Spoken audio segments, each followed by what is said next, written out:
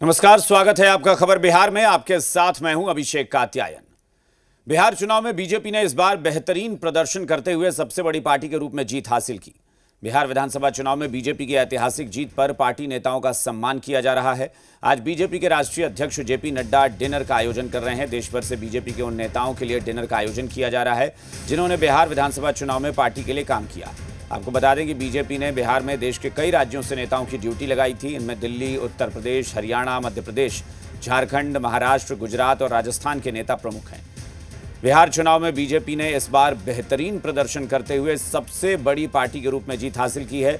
101 seat पर चुनाव लड़ते हुए 89 सीटों पर बीजेपी ने जीत दर्ज की। वह दूसरे राज्यों के नेताओं ने कई महीने तक जमीन पर रहकर संगठन को मजबूत करने और पार्टी के पक्ष में माहौल बनाने का काम किया।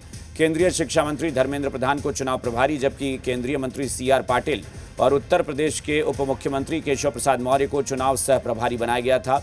अब उनके योगदान का सम्मान करने के लिए नड्डा ने डिनर का आयोजन किया है। डिनर में इन नेताओं के अनुभव साझा किए जाएंगे। इससे पहले पार्टी को पश्चिम बंगाल, तमिलनाडु, असम आदि विधानसभा चुनाव के लिए रणनीति बनाने में मदद मिलेगी। संभावना है कि बीजेपी प्रचार का यही बिहार मॉडल इन राज्यों में भी लागू करे।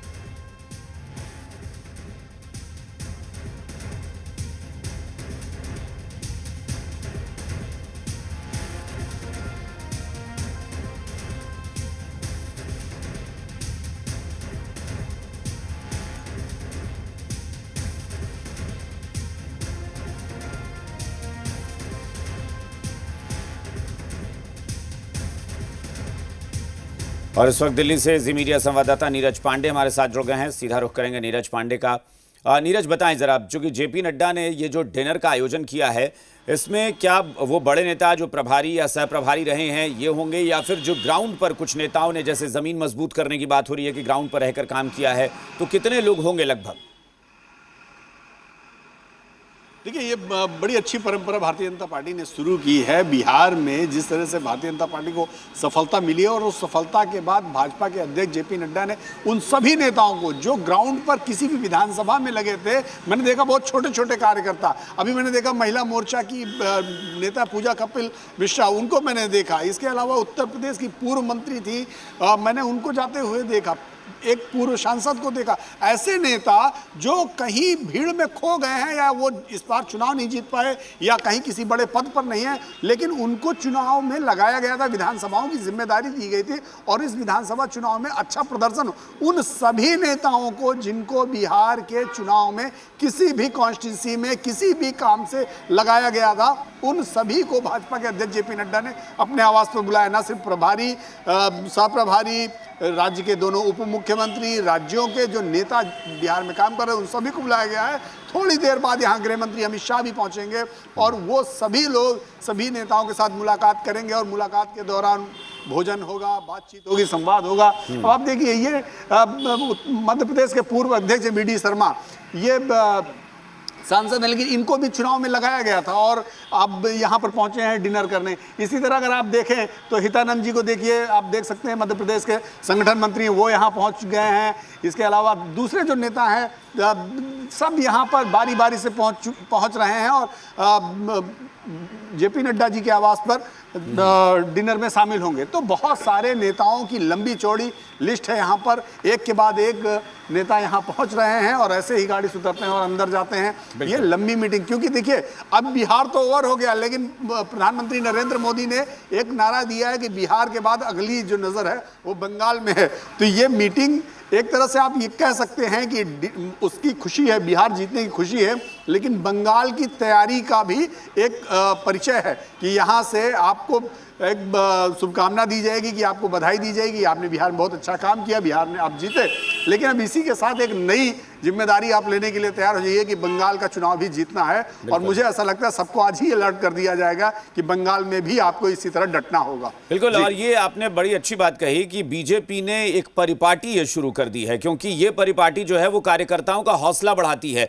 उन्हें लगता है कि हम जमीनी स्तर पर काम करते हैं, लेकिन सिर्फ हम काम नहीं करते हैं, बदले में हमें सम्मान भी मिलता है। पार्टी के शीर्ष नेतृत्व के साथ बैठते हैं, एक टेबल पर बैठेंगे, खाना खाएंगे, चर्चा करेंगे। यानी जो आपने कहा कि अगला टास्क भी तैयार है। जो लोग कहते हैं, विरोधी भी कहते हैं कि बीजेपी 24 घंटे चुनाव के ही मोड में होती है, तो वो टास्क वाकई तैयार कर रही है और बीजेपी दे देगी कि अब आप लोग लग जाइए। देखिए, भारतीय जनता पार्टी ने इस मोड की जो शुरुआत की वो हरियाणा चुनाव से की। हरियाणा चुनाव में उन्होंने बिल्कुल सेम पैटर्न पर एक एक विधानसभा में एक एक बड़ा नेता अपॉइंट किया जो दूसरे राज्य का था, और उससे बाकायदा जिम्मेदारी दी गई कि इस विधानसभा में जो भी समस्याएं आएंगी आपको सीधे कोऑर्डिनेट करना है भारतीय जनता पार्टी की सीनियर लीडरशिप से। सेम प्लानिंग उन्होंने महाराष्ट्र में की। दोनों राज्यों का रिजल्ट बहुत बेहतर रहा। फिर वही चीज उन्होंने दिल्ली के विधानसभा चुनाव में इंप्लीमेंट किया और दिल्ली का चुनाव भी बहुत बेहतर रहा। सेम स्ट्रेटजी के साथ उन्होंने बिहार का चुनाव लड़ा और बिहार में भी रिजल्ट इनके फेवर में रहा। अब भाजपा की प्लानिंग यही है कि आगे, यानी कि बंगाल में चुनाव होना है जो कि अगले साल होना है, मार्च अप्रैल के आसपास ये चुनाव होगा।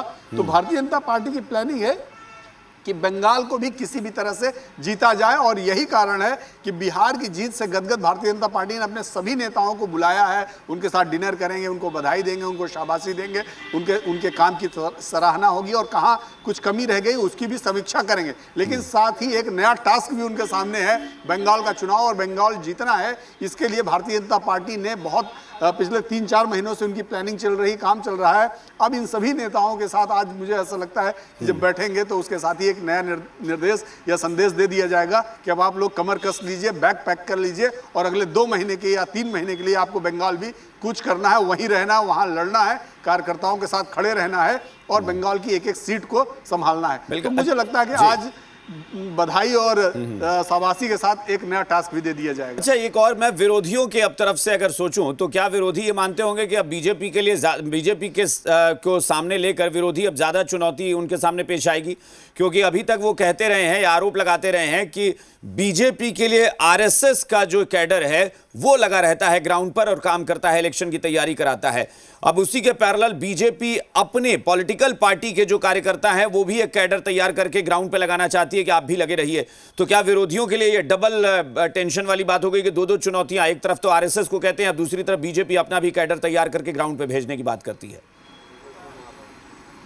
देखिए, निश्चित रूप में विपक्ष के सामने एक बड़ी चुनौती है, क्योंकि भारतीय जनता पार्टी के आप वर्किंग स्टाइल को अगर आप देखें तो बहुत बड़ा नेता, अपने राज्य का डिप्टी सीएम या अपने राज्य का कैबिनेट मंत्री या उस राज्य का पूर्व अध्यक्ष या अध्यक्ष, जब किसी राज्य में चुनाव लड़ाने जाता है तो उस राज्य की 2 सीटों तक सीमित रह जाता है।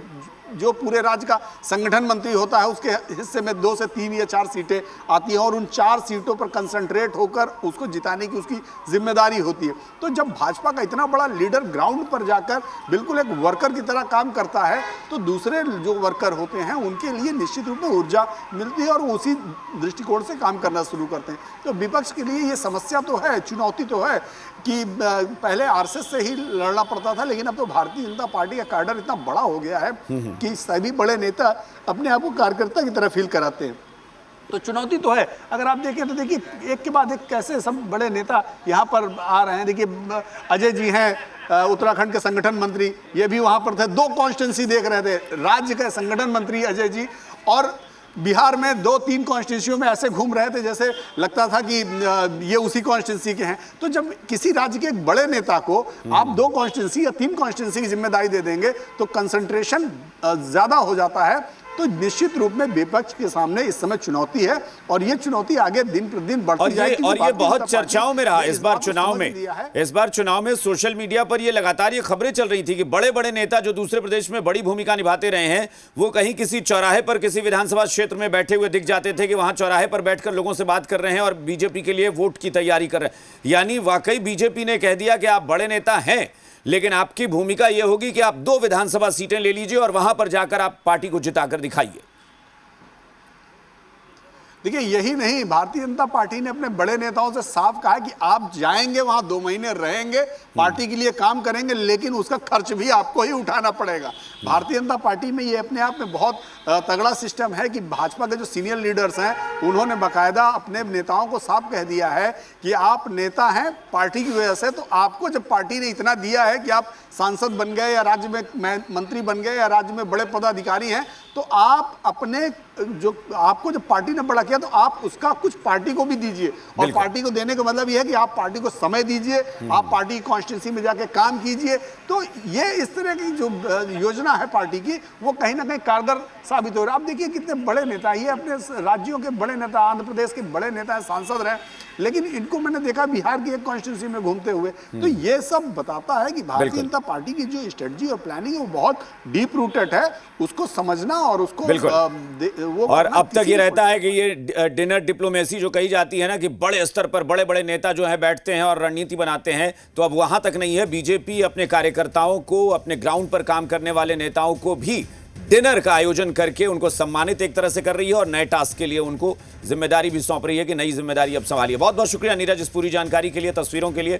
तो जेपी नड्डा के आवास पर ये बैठक मत कहिए, डिनर है, और डिनर में ही अगली रणनीति भी तय हो जाएगी कि आगे जो आने वाले विधानसभा चुनाव है अलग अलग प्रदेशों में, उसके लिए सबको टास्क भी दिए जाएंगे।